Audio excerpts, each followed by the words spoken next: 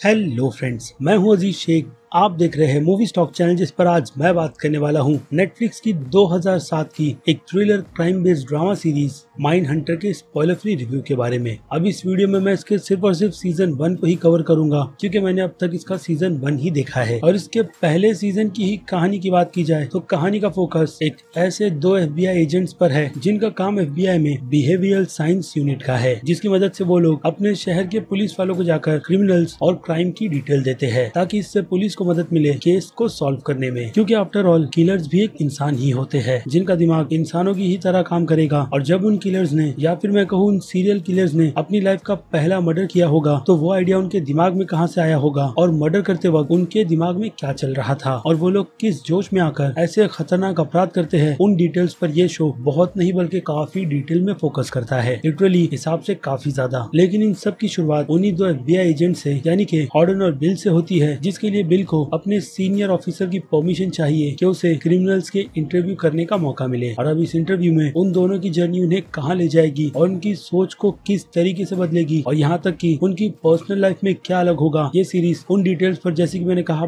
बहुत नहीं बल्कि काफी अच्छी तरीके से फोकस करती है। और अगर आपको भी वो डिटेल्स काफी बारीकी में जानने हैं तो उसके लिए आपको देखनी होगी नेटफ्लिक्स की ये सीरीज, जिसका नाम है माइंड हंटर। और इसके पहले सीजन में टोटल 10 एपिसोड्स है और हर एक एपिसोड की लेंथ पूरे 1 घंटे की है, यानी कि ये सीरीज आपसे अच्छा नहीं बल्कि बहुत ही अच्छा खासा टाइम लेती है, जो सच में इस सीरीज को देखने के लिए जरूरी है भी या नहीं। चलिए अब उन डिटेल्स पर बात करते हैं, लेकिन यहाँ से आगे बढ़ने से पहले अब एक छोटी सी रिक्वेस्ट भी, जो कि है चैनल को सब्सक्राइब, वीडियो को लाइक और शेयर करने की।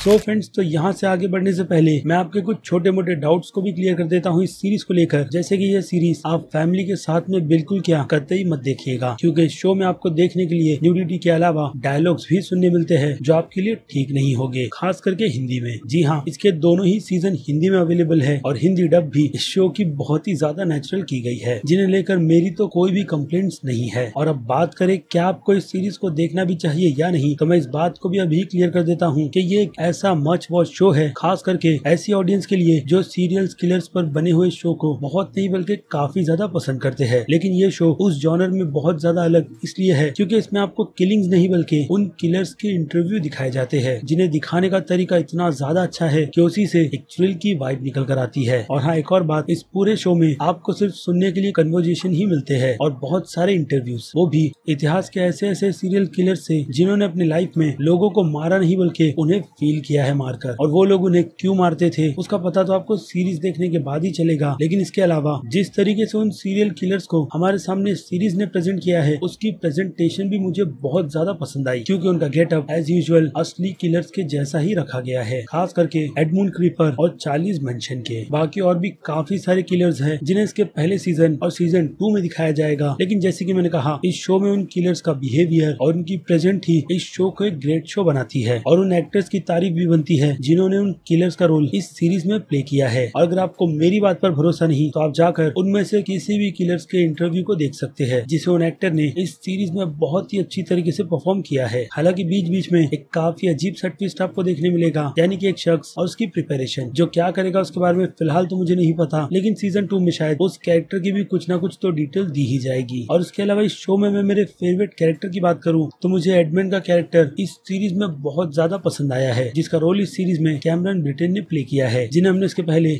मैंने भी अम्ब्रेला एकेडमी की सीरीज में देखा था। और सिर्फ यही नहीं कि इस सीरीज में उन्हीं का काम अच्छा है, इस शो में एक से एक टैलेंटेड एक्टर भरे पड़े हैं, जिनकी परफॉर्मेंस की ही वजह से ये शो देखने लायक बनता है। क्योंकि अगर शो में स्क्रिप्टिंग, डायरेक्शन और प्रोडक्शन की वैल्यू बड़ी रहे तो उन सबसे ज्यादा इंपॉर्टेंट होती है एक्टर की एक्टिंग, जिसमें अगर रियलनेस नहीं होगी तो इन सभी चीजों का कोई मतलब नहीं बनता। हालांकि बाकी चीजें भी इम्पोर्टेंट है, लेकिन एक्टर की परफॉर्मेंस ही मेन होती है उस सीरीज या फिर फिल्मों में जान डालने के लिए, जो कि इस सीरीज में भी ऑलरेडी हर एक एंगल से है। लेकिन मैं हर बार कहता हूँ कि कोई भी सीरीज और फिल्म में परफेक्ट नहीं होती। ऐसे में देखा जाए तो इस सीरीज के भी कुछ ड्रॉबैक है, जिसमें से सबसे बड़ा ड्रॉबैक तो लोगों को इस सीरीज की लेंथ लगेगी, जो हिसाब से काफी ज्यादा लंबी और बहुत ही ज्यादा स्लो है पेस्टिंग के हिसाब से। लेकिन उन ऑडियंस के लिए ये शो बिल्कुल भी बोर नहीं है, जिनके बारे में मैंने आपको इस वीडियो में स्टार्ट में बताया है। और बाकी ऑडियंस को मेरे हिसाब से ऐसे स्लो पेस्ट के शो या फिर फिल्म बिल्कुल भी पसंद नहीं आती, यानी कि ये शो काफी काफी सिलेक्टेड ऑडियंस के लिए बनाया गया है। लेकिन ट्रस्ट मी, शो हिंदी में अवेलेबल है, तो आपको एक बार इस शो को देखकर उन कैरेक्टर्स पर स्टडी करना चाहिए। और जबकि इस शो में काफी ज्यादा पॉपुलर सीरियल किलर्स को दिखाया गया है, जिनकी हिस्ट्री के बारे में आपने पढ़ा तो होगा, लेकिन इतना डीप उन कैरेक्टर्स को जिस तरीके से इस सीरीज में दिखाया गया है, वो देखकर आपका दिमाग खराब हो जाता है। और हाँ, एक और बात, इस शो की पूरी इंस्पिरेशन इस सीरीज के राइटर जॉन पेहेल ने इस सीरीज के ऑथर्स जॉन ई डगलस और मार्क ओलेप्सकर की इसी सेम नाम की नॉवेल से लिया है, जिसे मेरे हिसाब से मुझे लगता है FBI की बाइबल तो माना ही जाता है, क्योंकि इस नॉवेल ने FBI से लेकर पुलिस को किलर्स की ऐसी बारीक डिटेल दी है, जिसकी मदद से उन लोगों को किलर्स के चेहरे को पढ़ने मिलता है और केस को सॉल्व करने में भी, जो कि इस सीरीज में भी हमें देखने मिलता है। यानी देखा जाए तो इस सीरीज का फोकस इसी बुक को प्रिपेयर करने पर है, जो कि अगेन स्पॉइलर नहीं, क्योंकि उसकी डिटेल हमें शो के कुछ ही देर बाद दे दी जाती है और हमें इस शो में उन दोनों की जर्नी को दिखाया जाता है, जैसे कि इंटरव्यू और उनकी लाइफ पर हो रहे उस इंटरव्यू के सबसे भयानक इफेक्ट को। और अब शो के बाकी दूसरे डिपार्टमेंट की बात करें तो शो का एक और मेजर ड्रॉबैक है इसका BGM, जो बहुत ही ज्यादा साइलेंट है, लिटरली साइलेंट ही है। जैसे कि किसी सीन में उस BGM को यूज तक नहीं किया गया, जो कि सिंड की डिमांड भी है, लेकिन ऑडियंस के हिसाब से ये चीज उन्हें थोड़ी सी वियर्ड लगती है। और इसके अलावा एडिटिंग की बात तो मैंने कर ही ली है कि लेंथ के कारण ये शो कहीं ना कहीं काफी ज्यादा खिंच जाता है, जिसे आप स्टोरी के चलते काफी आसानी से देख भी लेते हो। और अब डायरेक्शन की बात करें तो सीरीज का पूरा डायरेक्शन 70s के टाइम पीरियड में सेट किया गया है, जिसमें ये शो हमें लगता भी है। और इसी एंगल से ये भी पता चलता है कि नेटफ्लिक्स की तरफ से इस शो का बजट अच्छा खासा रखा गया है, ताकि कोई भी गलती ये शो हमारे सामने प्रेजेंट ना करे डायरेक्शन को लेकर। और ऑफ कोर्स जब डेविड फेंचर जैसे डायरेक्टर का नाम किसी शो फिर या फिर किसी फिल्म के साथ जुड़े, तो ऐसा करना भी बनता है। और ऊपर से डेविड फेंचर ने अपने करियर में हमें 7 और ज़ोडिएक जैसी सीरियल किलर की काफी अच्छी नहीं बल्कि बहुत ही ज्यादा अच्छी फिल्म भी दी है, यानी कि उनकी पकड़ ऐसे जॉनर पर बहुत ही ज्यादा है। और यहाँ पर भी उनका कमाल हमें उनकी तरफ से डायरेक्ट किए गए 4 एपिसोड्स में देखने मिलता भी है, और बाकी भी एपिसोड्स का डायरेक्शन अच्छा है। और जैसे कि मैंने आपको कहा ही है कि ये वीडियो पूरी तरीके से स्पॉइलर फ्री है, इसलिए अब ज्यादा बात कर मैं ये शो आपके लिए बिल्कुल भी खराब नहीं करना चाहता। इसलिए अब यहाँ से सीधे आते हैं इसके रिव्यू पर, यानी कि रेटिंग्स पर, जिनमें अगर मैं बात करूँ शो के एक्शन और कॉमेडी की, तो इन दोनों ही कैटेगरी में शो को मैं दूंगा 5 में से 0 स्टार की रेटिंग, जो कि शो में है नहीं। और अब बात करें इसके ड्रामा की, तो ड्रामा के लिए मेरी रेटिंग बनती है शो के लिए 5 में से 4.5 स्टार की रेटिंग, जिसे मैंने स्टोरी, एक्टर्स की परफॉर्मेंस और सभी चीजों को ध्यान में रखकर दिया है, खास करके डिटेल्स को लेकर, जो आपको इसके टाइटल में भी नजर आती है। और इससे आपको पता भी चलता है कि इस शो का पूरा फोकस किस चीज पर है। और अब बात करें इसके सस्पेंस की, तो एंड में एक ऐसा ट्विस्ट तो दिया ही गया है, जिसके चलते आप इसके सीजन 2 के लिए बहुत ही ज्यादा एक्साइटेड रहते हैं कि एंड में क्या हुआ है और उसकी कंटिन्यूएशन क्या इसके सीजन 2 में की भी जाएगी या नहीं। और इन्हीं चीजों के ध्यान में रखकर मैं इसके सस्पेंस को रेट करूंगा 5 में से 3 स्टार की रेटिंग, क्योंकि लिटरली उस कैरेक्टर ने मुझे बहुत ज्यादा इरिटेट किया है। और इसके अलावा बात करें इसके हॉरर और थ्रिल की, तो हॉरर तो इस सीरीज में है नहीं, और रही बात थ्रिल की, तो थ्रिल के मोमेंट को इस सीरीज में बहुत ही ज्यादा कम रखा गया है, क्योंकि पूरा फोकस इसके कन्वर्जेशन पर लगाया गया है कि दो लोगों के बीच जब कन्वर्जेशन होती है तो उस वक्त दोनों के दिमाग में चल क्या रहा होता है, खास करके उसके जो सामने वाले शख्स की बैठकर बातें सुन रहा है। और उसके बाद के जो एक्शन दिखाए जाते हैं, यानी कि उस कैरेक्टर को लेकर, वो थ्रिल की कैटेगरी में आते हैं, जिसके हिसाब से थ्रिल की रेटिंग रहेगी शो के लिए 5 में से 2 स्टार की। और अब बात करें मास्टर्स ऑडियंस की, तो जी नहीं, ये शो मास्टर्स ऑडियंस के लिए बिल्कुल क्या एकदम भी नहीं है, जिसके हिसाब से उनकी नजर में शो की रेटिंग है D की, यानी कि उन्हें शो से कोसों दूर रहना चाहिए। और बात करें क्रिटिक्स की, तो क्रिटिक्स की नजरों में ये शो कितना ज्यादा अच्छा है उसका पता तो आपको उसकी रेटिंग से ही चल गया होगा, जिसके हिसाब से इस शो की रेटिंग क्रिटिक्स की नजरों में बनती है A+ की। और बात करें मेरी, तो मैंने इस शो को अच्छा खासा एंजॉय किया है, जिसके हिसाब से मैं इस शो को रेट करूंगा A की रेटिंग। वेल, तो ये था मेरा पर्सनल ओपिनियन नेटफ्लिक्स की सीरीज माइंडहंटर के पहले सीजन को लेकर, कि मुझे पर्सनली ये शो